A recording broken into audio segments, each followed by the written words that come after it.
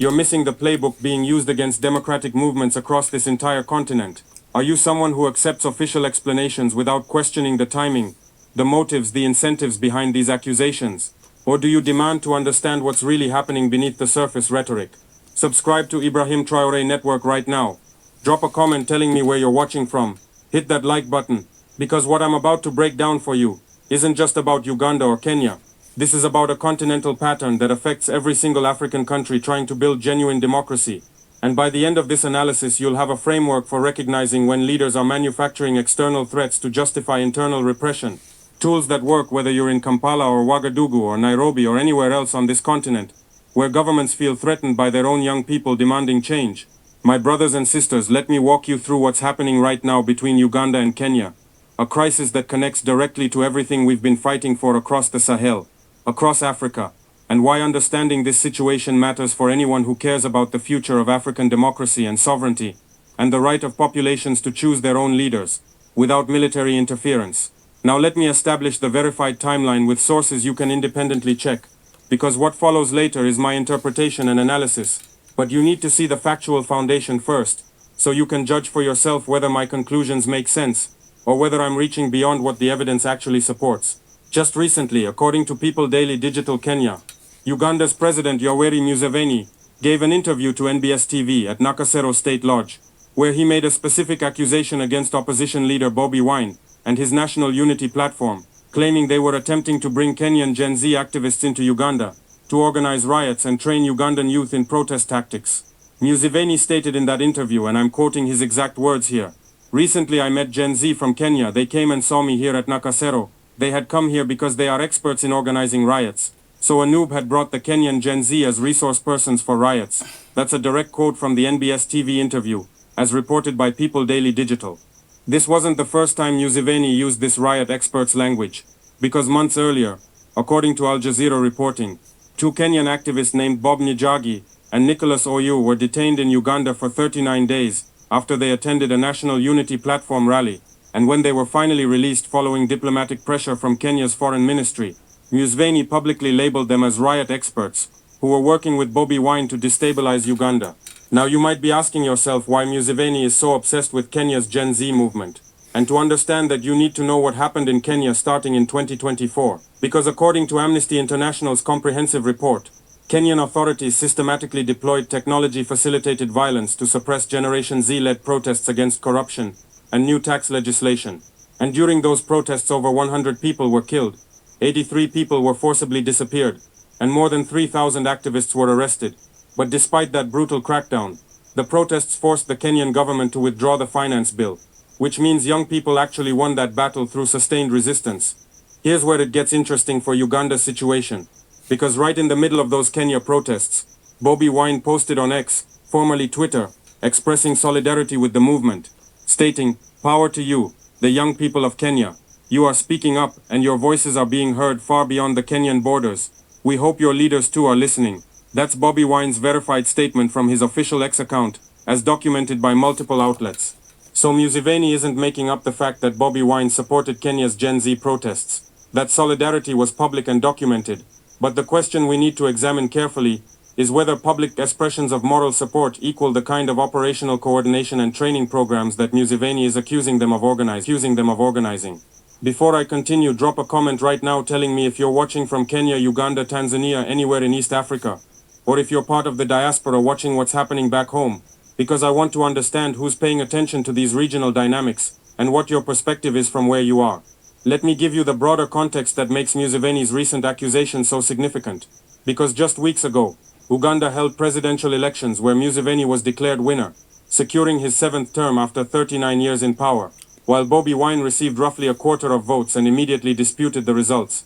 And according to Al Jazeera reporting, international observers denounced voter intimidation and accused the government of instilling fear in voters throughout the election process. The night after that election, military forces raided Bobi Wine's residence in Majer, but he managed to escape and went into hiding. And then shortly after, General Muhoozi Kainerugaba, who is both the chief of defense forces and Museveni's son, issued a 48-hour ultimatum demanding Bobi Wine's surrender. And according to multiple sources including Human Rights Watch, Approximately 2,000 National Unity Platform supporters were detained by security forces in the weeks following that disputed election. Now I want you to notice the timeline pattern here very carefully, because Museveni didn't just suddenly decide recently to accuse Bobi Wine of working with Kenyan activists. This accusation came after detaining actual Kenyan activists months earlier, after winning a disputed election weeks ago, after Bobi Wine went into hiding, after 2,000 of his supporters were arrested, and Museveni had already laid groundwork for this narrative in his New Year address, when he claimed Uganda narrowly avoided Kenya-like unrest through vigilant security and policing. What we're seeing here isn't a reactive response to some new threat. This is a systematic strategy that's been building for months, using the specter of external interference to justify internal crackdown.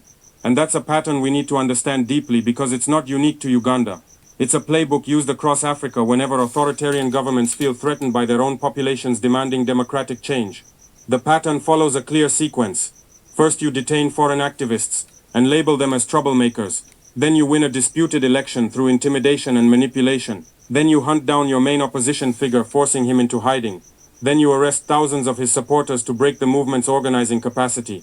And finally you make public accusations claiming the opposition isn't a genuine domestic movement, but rather a foreign-backed destabilization plot, which justifies even harsher crackdowns, because now you're not just suppressing political opponents, you're defending national sovereignty against external interference. This exact playbook has been used before across our continent. We saw it in Zimbabwe decades ago when Mugabe accused the MDC opposition of being Western puppets, after losing the first round of elections. We saw it in Ethiopia when the government claimed opposition parties were trying to import Orange Revolution tactics from Eastern Europe. We've seen it repeatedly whenever aging leaders feel genuinely threatened by popular movements demanding change. And understanding this pattern is crucial, because once you recognize the sequence, you can't be manipulated by the official narrative anymore. These facts I've just shared with you, they're not my opinions or interpretations. They're documented events with sources and verifiable records that anyone can check through independent research. And I'm emphasizing this foundation because what I'm about to share in the analysis section is my interpretation of what these facts might signify when you view them as a connected pattern rather than isolated incidents. And you need to be able to distinguish clearly between what we can prove happened and what we can infer about why it happened, and what it means for the future of democratic movements across Africa. Now here's where critical thinking needs to activate, because facts without analytical context are just isolated data points, but facts arranged in sequence with attention to timing, with awareness of historical patterns, with understanding of strategic incentives, those facts transform into intelligence that helps you see what's really happening beneath official narratives. So let me walk you through what emerges when we analyze this timeline systematically, rather than accepting surface explanations at face value. And I need you to follow this carefully, because the framework I'm about to give you works not just for Uganda but for any situation across Africa where leaders claim their opposition is foreign-backed. When we examine the sequence of events, when detentions of Kenyan activists happen months before an election, when accusations escalate immediately after a disputed vote, when military manhunts coincide with public claims about external interference, we're observing either remarkable coincidence or coordinated strategy, and determining which requires examining incentive structures and historical precedent. This pattern resembles what happened in Zimbabwe back in 2008, when Mugabe accused the MDC opposition of being Western regime change agents after losing the first election round, which ultimately justified a violent crackdown called Operation Makavotera Papi, that killed hundreds of opposition supporters.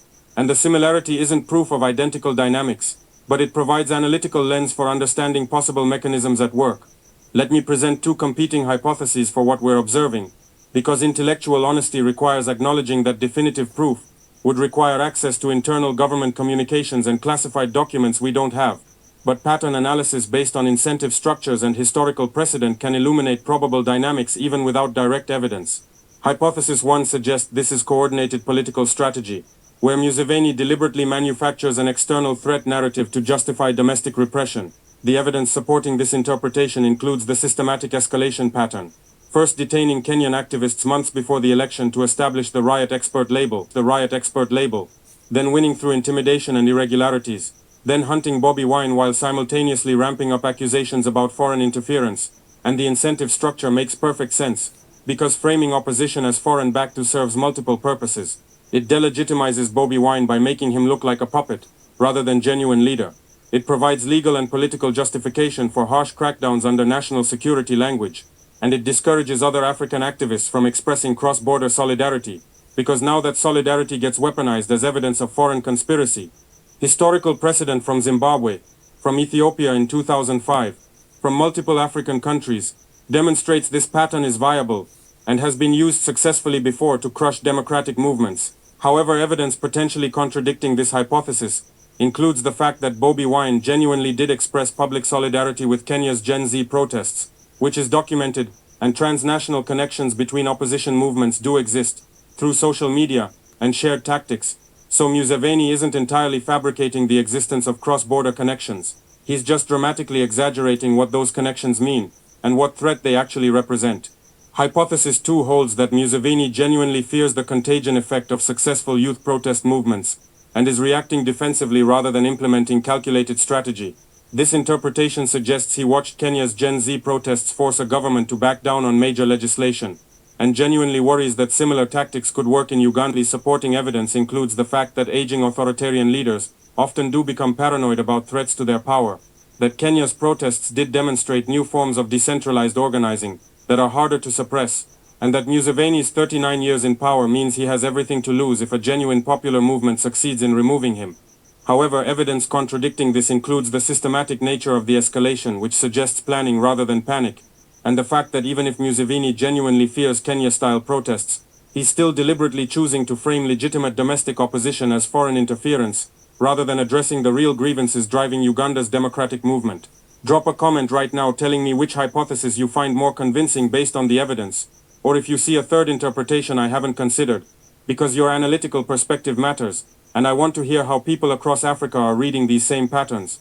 My assessment is that current evidence most strongly supports hypothesis 1, that this is calculated political strategy rather than panicked reaction, because the timing is too precise, the escalation too systematic, the narrative too consistent with historical authoritarian playbooks. However, I want to be transparent about uncertainty. Definitive proof would require access to internal government deliberations we don't have, and reasonable analysts examining the same evidence might weigh factors differently. What's not debatable, regardless of which hypothesis you prefer, is that Museveni is using accusations about Kenyan Gen Z to justify repression of a genuine domestic movement with legitimate grievances, about 39 years of one-man rule, and that strategy works only if populations don't have tools to recognize the manipulation.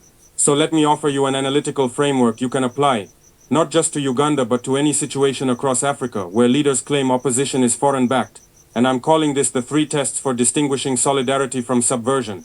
3 questions you can ask that cut through rhetoric and reveal what's really happening. The first test is the evidence test, which asks this fundamental question: is documentary evidence provided, or are we just hearing accusations? In evaluating this, you look at whether specific proof exists, like financial transfers, training documents, operational communications, or whether the claims rely entirely on assertions without verification. And applied to Uganda's situation, we observe that Museveni provides no documentary evidence of training programs or operational coordination, just claims about meeting unidentified Gen Z activists, and accusations about Bobi Wine's intentions. The second test is the proportionality test, which examines whether government response matches the actual threat level, or whether it's preemptive repression, justified by exaggerated danger.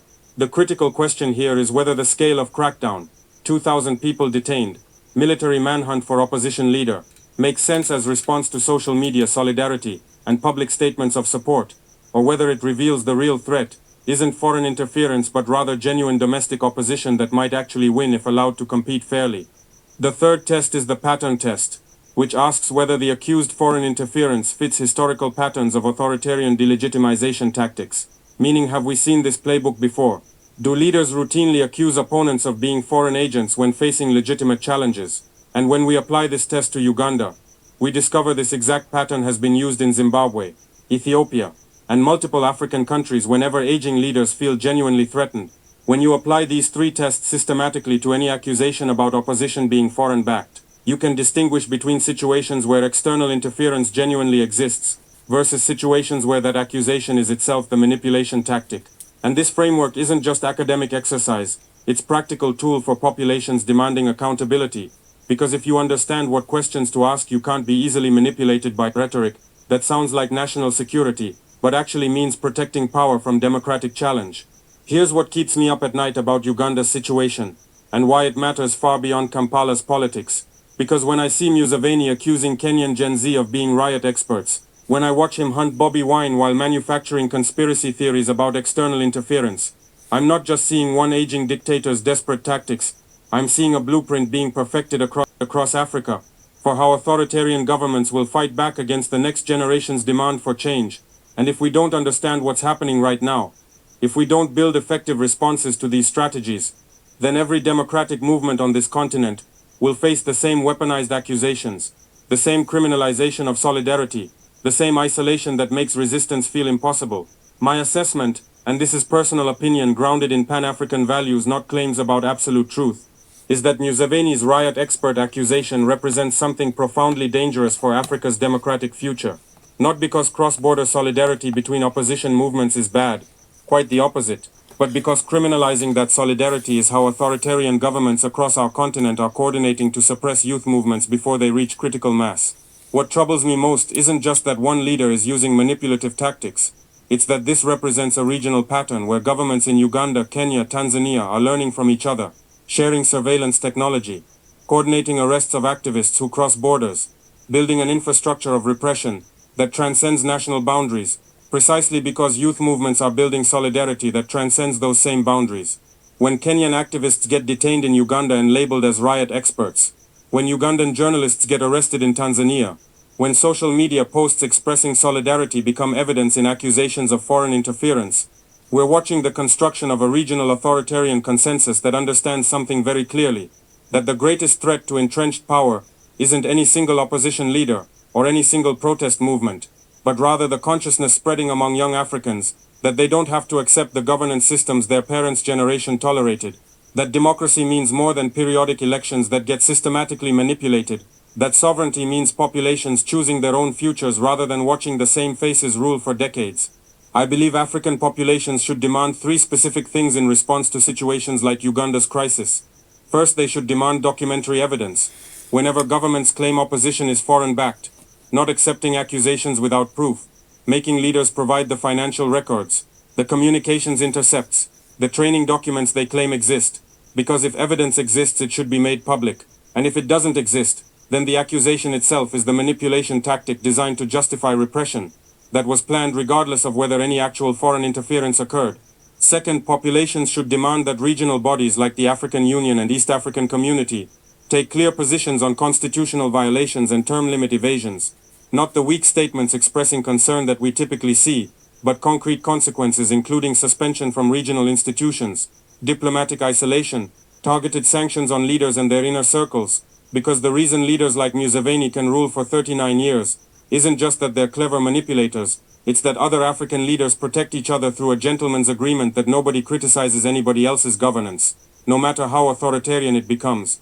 And breaking that pattern requires populations, making it politically costly for their own governments to stay silent about injustice happening in neighboring countries. Third, populations should demand explicit legal protections for cross-border solidarity among civil society and opposition movements, because if expressing support for democratic movements in neighboring countries can be criminalized as foreign interference, then Pan-African unity becomes meaningless. Just empty rhetoric leaders invoke in speeches while punishing citizens who actually try to build it in practice. The principle that should guide decisions in situations like this is straightforward. Legitimate governments aren't threatened by their own populations expressing solidarity with democratic movements elsewhere. Only illegitimate governments fear that kind of consciousness spreading. Only leaders who know they couldn't win fair elections need to criminalize the very idea that citizens might learn tactics from successful movements in other countries. Whether that principle is actually guiding Uganda's government decisions right now, I think we all know the answer. But populations have the right and responsibility to ask the question loudly enough that silence becomes politically impossible, to organize pressure that makes the cost of repression higher than the cost of genuine democratic reform. Speaking directly to young people watching this across East Africa, in Uganda living under this pressure, in Kenya watching your movement get weaponized against neighbors, in Tanzania, seeing activists arrested for cross-border solidarity, you need to understand that what you're building terrifies these governments precisely because it works. The fact that Museveni feels threatened enough to hunt Bobby Wine with military forces and manufacture elaborate conspiracy theories about Kenyan riot experts tells you something critically important. Tells you his grip on power isn't as secure as he pretends. Tells you that sustained resistance and cross-border solidarity represent genuine threats to systems that appeared unshakable just years ago. Don't let these accusations make you afraid of building connections across borders. Don't let criminalization of solidarity convince you to abandon each other, because that isolation is exactly what these strategies aim to create. They want each country's democratic movement to feel alone, to believe they're facing impossible odds without support, to give up before they even try to challenge entrenched power. The reality is different. The reality is that every time one country's youth movement succeeds even partially, it changes what young people in neighboring countries believe is possible. Kenya's Gen Z protests, forcing government to withdraw that finance bill, demonstrated something that no amount of propaganda can erase. That sustained organized resistance by young people can actually win battles against governments that seemed untouchable. And that lesson is what Museveni fears more than any specific Kenyan activist or any particular training program. This represents my perspective grounded in commitment to sovereignty that serves populations rather than presidents, transparency that makes accountability possible, rather than rhetoric that sounds good while changing nothing, democratic governance that actually reflects people's choices rather than theatrical elections with predetermined outcomes. Reasonable people might weigh these factors differently, might prioritize short-term stability over long-term freedom, might argue that gradual reform is safer than the turbulence of genuine democratic transitions, and I understand those concerns because change is genuinely risky and uncertain. But what's not debatable is that 39 years of one person ruling any country is too long, regardless of how effective or benevolent they claim to be, and populations deserve the right to choose new leadership without being hunted, detained, or accused of treason for exercising that basic democratic right. Let me close with this reality. I could be wrong about specific interpretations I've offered. Uganda's situation might be exactly what official narratives claim, and my pattern recognition might be seeing coordination where only coincidence exists. But what I'm confident about isn't any particular hypothesis, but rather the importance of asking these questions, of applying analytical frameworks, like the 3 tests for distinguishing solidarity from subversion, of demanding evidence rather than accepting accusations, of building connections rather than accepting isolation. Hit that like button right now. If this analysis helped you understand what's really happening beneath official explanations, subscribe to Ibrahim Traore Network. Because we're building a community of Africans who refuse to be manipulated by power, who demand to understand the mechanics of how governance actually works, versus how we're told it works. Share this video everywhere, so the message reaches Uganda, reaches Kenya, reaches every young African deciding whether resistance matters, or whether they should just accept whatever governance their country's aging leaders provide. And drop one final comment, telling me what action you think we should take collectively, what solidarity looks like in practice when governments criminalize it, how we break these authoritarian patterns together, because the revolution we need isn't dramatic seizures of power, but the patient work of millions demanding accountability, until that demand becomes impossible to ignore, until the cost of maintaining authoritarian systems exceeds the benefits those systems provide to the people currently profiting from them.